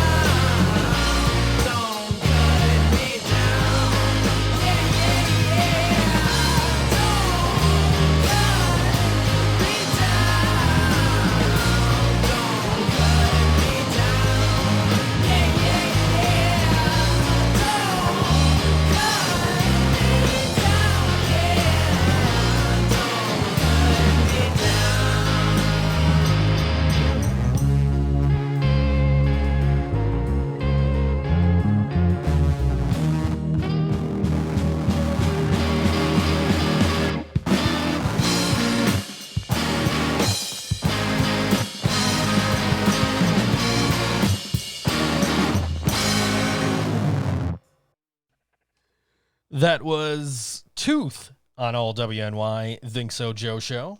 You know, I really... See, I'm leaning into the microphone. I'm I so am used too. to I gotta get used to these. I really liked that song. I thought it was really cool. But that's just not what I expected from capital T, capital O, capital T, capital F. I mean, should I really be... I should really say that the name of this band was Tooth! Right, exactly. But they don't sound like a tooth. I don't know what they sound like, but they don't sound like a tooth either. But, I mean, whatever. When I was in high school, I was in a band called Swollen Teeth. Yeah. And that reminded me of it. And then what's the other band? Citrus Maxima. The next band that I was in high school was called Razor Orange. So that really... That whole show appeals to you. That it does. It does. And then we called the collaboration of the two bands Swollen Orange, Razor Tooth. I can confirm, by the way, that my kid is not playing the Music is Art thing on Saturday. I saw her high school listed. I'm like, is this something I should know about? That might give me an excuse to go. And then it's like, she's like, no, I'm not playing that. I'm like, oh, yeah, that's right. You're here this weekend. Yep. Yeah. I'm actually really proud of myself for being able to keep track of that. Yeah, I'm glad you are, because my brain is frazzled right now with everything. So Oh my God. I got shows to keep up with, an album to record, and we got to get photos done because we have an official new member in the band. So Yeah. got to get photos done and then get the album art done and everything. So Yeah. it's just been... What are you doing for the album art? Don't know yet. Haven't really discussed it. We just kind of said this is what we need to do. Okay. This is what we need to get done before the CD release, whenever that ends up being. This is everything we need to do. This is what the band fund will currently cover, and we might need to actually put money into this again. Because so far we haven't had to put much in. Right. And John, our drummer, has not had to put anything in because he was not part of the band when we didn't have a band fund. So, that's all going on right now. Is we're recording, we're playing a bunch of shows, and I got the Niners in the Super Bowl. Joe's going to the Super Bowl. I wish I was going to the Super Bowl. Anybody got $5,000 I can borrow? Serious. To get me to Miami and get me a ticket to the game? I'm down. I would so go. I've never been to an NFL game. You know that, right? No, I didn't know that. I have been to every... No, I can't say that. I was going to say every AFC East stadium. I have not been to the stadium where the Super Bowl is, which is where the Dolphins play. I have been to MetLife Stadium, which is where the Jets play, and also the Giants, so I've been to an NFC East stadium. I've been to where the Patriots play, Gillette Stadium in Foxborough, and I've been to New Era Field, but not for a football game. And oddly enough, New Era Field is the last of those three that I had been to. Oh. Which is funny because it's the one that is right up the street from me. It really is. Like, if it was a nice day, not too hot and not snowing and freezing, it might be, I could probably walk there. You are from insane, here. though. I am insane. That is true. But it's not far. It's really not. It's ridiculous that it should be ridiculous that is the last of the three of the AFC East stadiums I've been to. But of course, I've been to all of them for concerts or wrestling. So concerts and wrestling don't come here. Not to the stadium anyway. No. So finally it was like, oh, hey, Guns N' Roses is coming to New Era Field. And I'm like, fuck, I can't afford those tickets. And Brian's like, hey, you got $20? I got cheap seats. I'm like, I don't really want to do cheap seats, but yeah, sure, let's go. Yeah. And I'm really glad I did, because once it got dark out, I was able to get really into it. Like, when it was light out, and I could see like the seats at the end of the stadium that weren't open, and I could see those like behind Slash. I'm just like, man, I can't get into this, because you're basically watching the show on the big giant video screens, because they look like fucking ants from where we were. That's also where I saw Live for the first time, and they were fucking terrible. They were great when I saw them. They were awful. Did you saw them? But you saw them with Ed Kowalczyk, right? Yes, the original lead singer? lineup. I saw them with Ed Kowalczyk as well. And Years apart, though. They were, yeah, well, I guess. I saw them in '99. Of course, the joke is that now I've seen a bunch of the I've seen several actors from Fight Club in concert, or at least two of them. What two? Well, I have seen Jared Leto. Okay. And I've seen Ed Kowalczyk. Oh, And he was in that. He was very briefly in that. Neither of them were any good either time I saw them. And the thing is like, I saw live like way after their heyday, basically. I saw them in their heyday. Right. So you had that benefit. What was that, around like Secret Samadhi, like Lakini's Juice era, or was that like Dolphins Cry? Dolphins Cry. Okay. Yeah. Okay, so that was like, right at the tail end of their peak. Peaking, Like, it's falling down. It's like lightning like I Alone, Lightning Crashes, Lakini's Juice, Dolphins Cry, everything else. Ed Kowalczyk did some solo. He did some solo Christian stuff. Did some solo stuff. Like, I listened to it and I was like, why does this have to be Christian? Because it is nice music, but I can't even get into it because it was like preaching the scripture. My buddy John actually went and saw Ed Kowalczyk at Thursday at the Square, back when it was at the Square, back when it was on Thursdays. Back when it was that thing that it was. Back when it was that thing. I'm watching me describe the rise and fall of live on the actual YouTube stream right now. Yeah. But yeah. So I did not have the benefit of seeing them in the '90s. I saw them in the 2010s. Yeah. But 30 Seconds to Mars I saw when they were like on everybody's was talking about them. And the thing about 30 Seconds to Mars is I've seen them twice. I thought they sucked both times. Yeah. People who have seen them at both of the shows that I saw them at, but also saw them like 2 other times, are like, yeah, they were really good 2 of the times I saw them, but they sucked the other 2 times. So unfortunately, the 2 times I saw them were the 2 times they sucked. That is unfortunate. I guess, because like I would hear a 30 Seconds to Mars song on the radio and be like, cool, man, I could get into this. I like I could dig this. I wouldn't know it if it was on. And then like I would see them in concert and be like, no, this is not very good. I don't like this.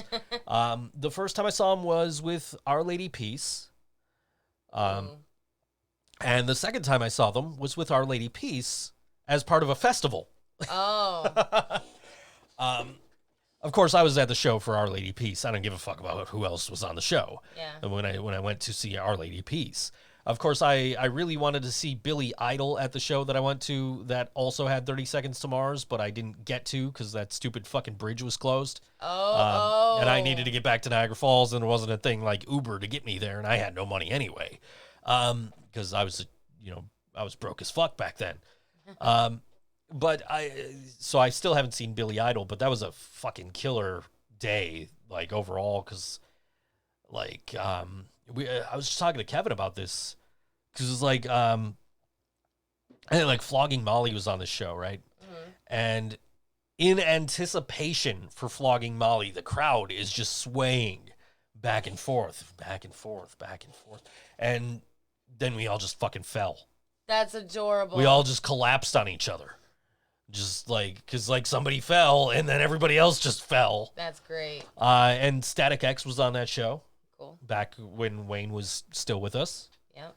I had the privilege of seeing Static X with Wayne Static at least twice. So I saw them once. I actually hung out with them on El Nino's bus. I went to like the Family Values tour, the last one, which was like the one that didn't have Korn and didn't have Limp Bizkit, but it was like Stained, Stone Temple Pilots, Static X, Linkin Park, and like Dead Sea for some reason. And it's crazy to look back on this show because Chester Bennington's gone. Scott Weiland is gone. Yeah. And Wayne Static is gone.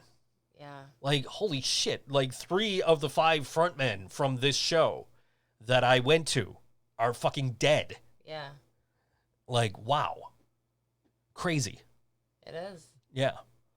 Yet somehow I've seen Eminem 4 times and he's still out there, just dropped a new album. People are just letting him keep going. We listened to Brian and I were listening to Brian had it on in the car yesterday. Of course he did. I had not heard it. I really didn't like his last album, which I think was Kamikaze or whatever. It was the one with the Beastie Boys inspired album cover. But I was like, I really didn't like that album, so I was like not enthused about, oh, Eminem put out a new album.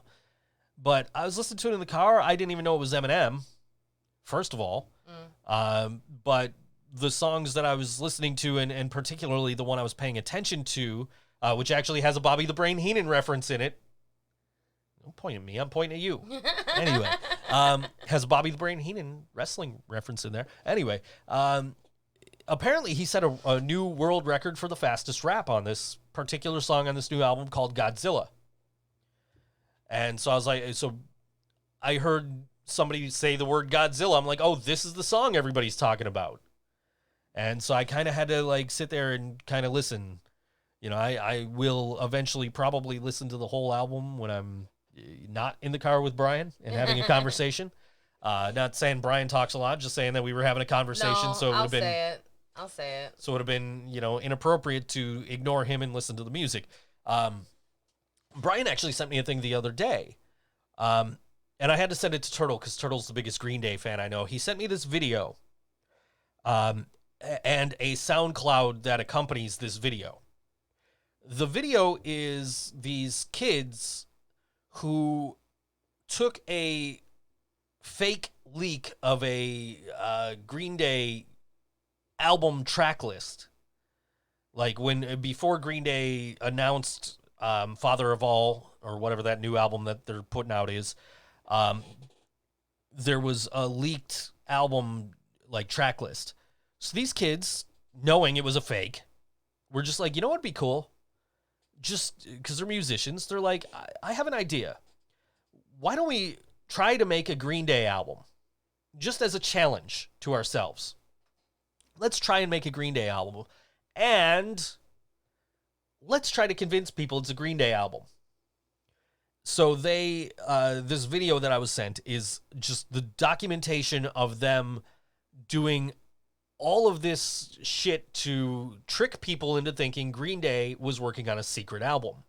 Now, if you remember a couple of months ago, Green Day was releasing songs from this new album, which is supposed to be their last for their current record company. And people are just like, okay, well, you know, this shit over here that Green Day is officially releasing, this is the bullshit album that they're putting out to get out of the record contract, but they've got this secret album they're working on that they're going to release after this one comes out, and they're done with the record label. All of that turned out to be, like the other album turned out to be completely fake, done by these high school kids. Like, they made album art and all this other shit. And then they put out on YouTube just the documentation of them doing this. They shot it in fucking portrait mode for some reason. But they also released the entire album on SoundCloud. And I was listening to this the other day because I watched this video. I didn't even realize Brian had sent me the SoundCloud link. So I put on this album and I'm like, holy shit, this is better than the last 5 Green Day albums. It's like the best Green Day I've heard since American Idiot, and it's not even Green Day. It's kids pretending to be Green Day. Wow. And I thought it was really cool, so I sent it to my buddy Turtle, who's like this huge Green Day fan, and he just goes, "The fuck?" And I said, I sent it to you because I thought you'd appreciate it as a big Green Day fan. He's like, why would they waste all that time doing that? I said, I could, as a musician, I can understand the, wanting to challenge yourself aspect of, we need, let's make a Green Day album. Yeah. And so I thought it was pretty cool. And I thought it sounded better than, like I said, the last 5 Green Day albums, starting with 21st Century Breakdown all the way through to Revolution Radio. And I guess we could throw 6 in there with this, Father of All, whatever album they're putting out next. And, you know, hey, more power to these kids. I don't know, Yeah. you know, if they want to, they put a lot of time and effort into it, and it sounds like a fucking Green Day record. That's pretty So cool. yeah. So I thought that was excellent. Yeah. So good for them. If they apparently fooled a lot of people too, because apparently like all these pictures they were leaking and like clips of songs that they were leaking were like trending on Reddit or whatever the fuck you do on Reddit. Oh. Yeah, I haven't really been able to figure Reddit out. I've used Reddit on and off in the past. Right now is one of them off times.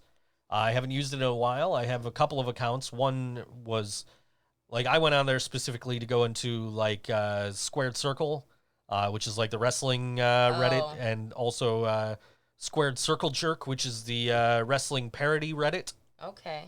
But I also have one, I think, under ThinkSoJoE, where I'm subscribed to like a bunch of YouTube, how to get subscribers on YouTube stuff, you know.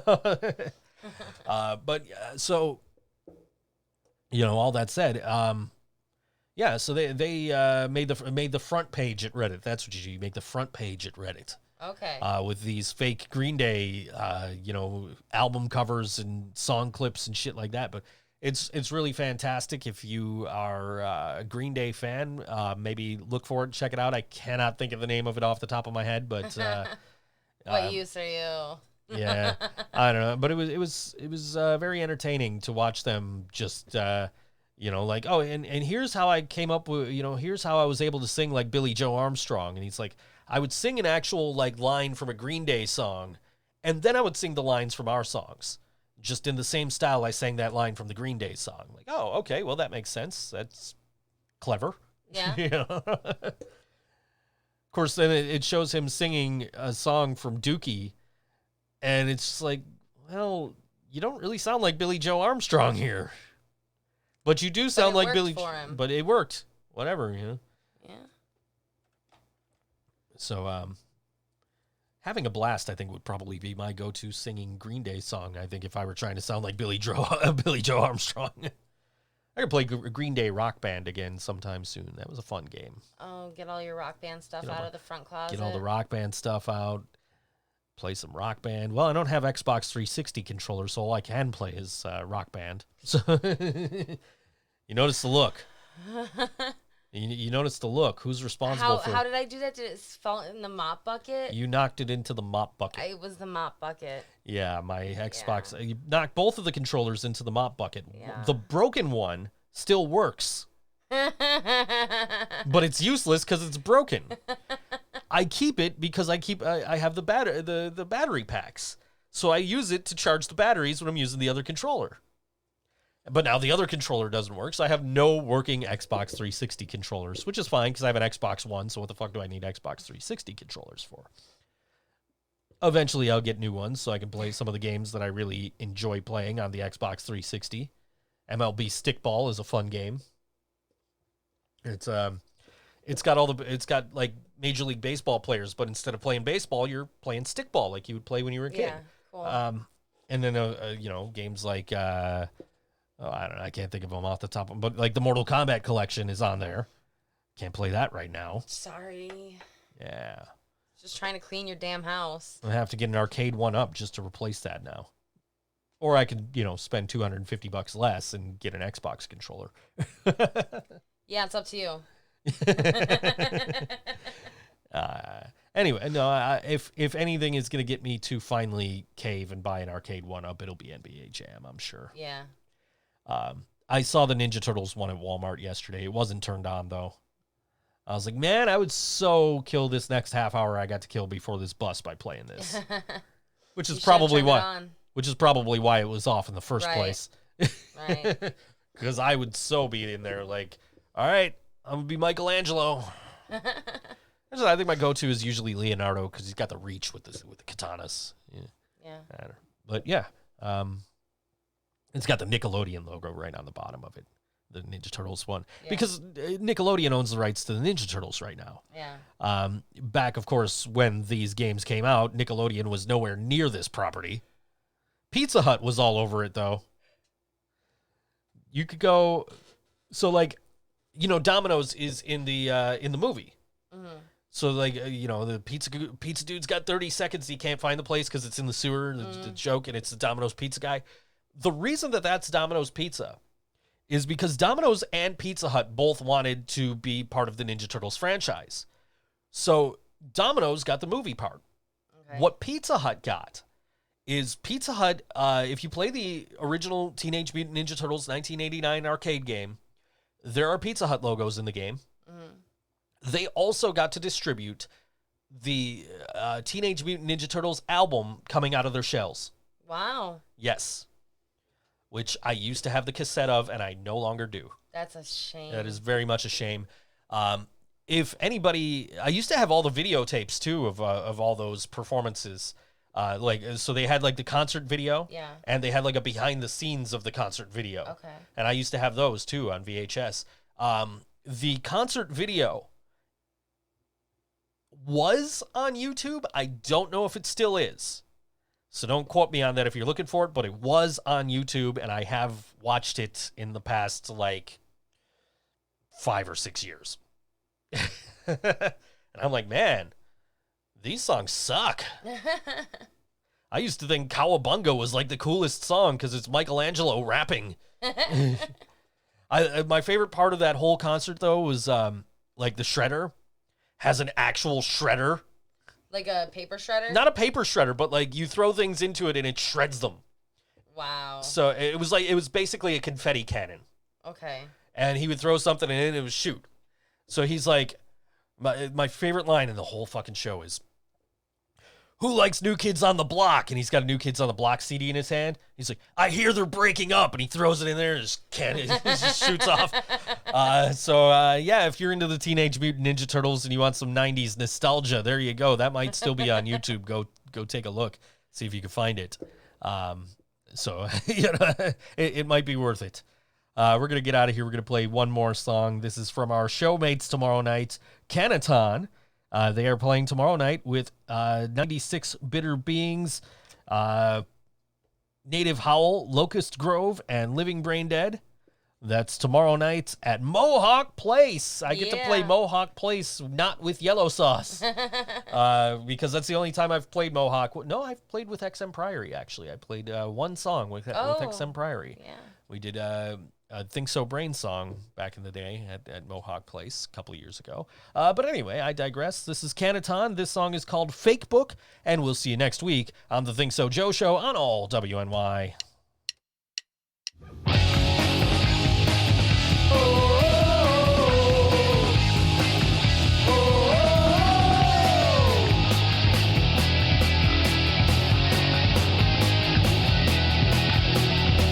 I put a fake book, it's got 10,000 songs. I put a page open, and we can all sing along. And I'll pick a sad one, the one that tells broken heart. Is that the right one? And why'd I even start? Is that the right key and right book to go along with my love? I wish I knew what it took, picking songs from a fake book.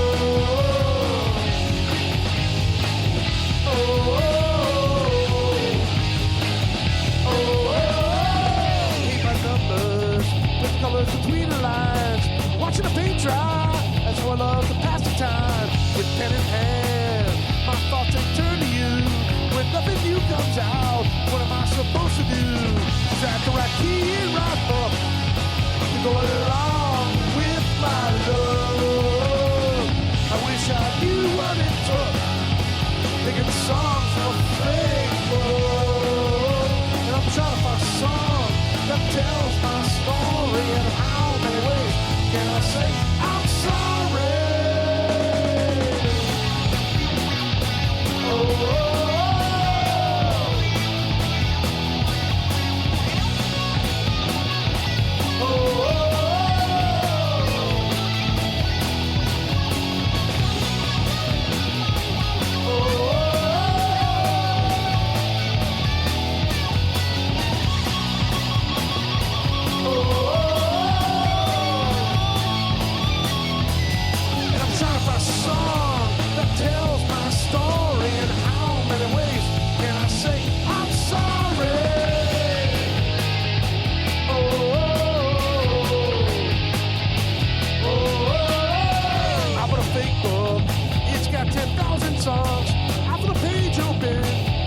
all sing along, and I'll pick a sad one, the one that tells a broken heart. Is that the right one? And while I even start, that's the right key.